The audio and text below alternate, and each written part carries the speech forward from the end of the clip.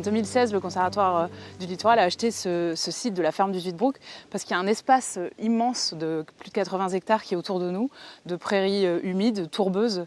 Il y a un réseau de 16 km de fossés, de pièces d'eau. Du coup, on a vraiment un patrimoine écologique et paysager exceptionnel. Un site naturel et un patrimoine architectural. Un moulin, désormais hors d'usage, qui servait jusqu'à la guerre à moudre le blé et à pomper l'eau des marais. Aujourd'hui, le Conservatoire du Littoral veut le transformer en observatoire.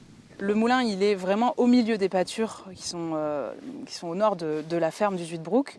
Et on est entouré par un paysage qui est quand même assez somptueux. On a le mont Cassel, le début des monts de Flandre sous nos yeux. On a la vallée de l'Aa à l'opposé. Voilà, on a un paysage qui est très ouvert, la forêt de Clermarais. Et on est à peu près à 200 mètres de la ferme du Zuidbroek, qui est rattachée, vraiment, qui dialogue avec le moulin en permanence.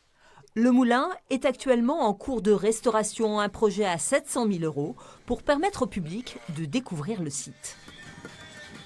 On répare le bâtiment, on rejoint un toit, on remplace les briques manquantes, on remaille, etc.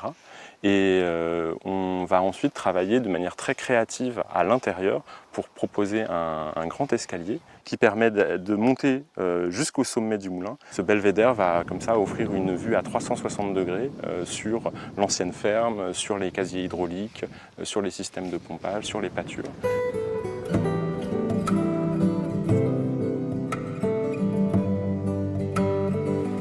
À 12 mètres de haut, les visiteurs pourront apprécier cet espace naturel riche d'un millier d'espèces végétales et animales.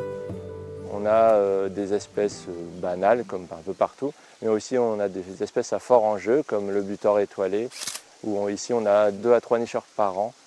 C'est à peu près 3% de la population française.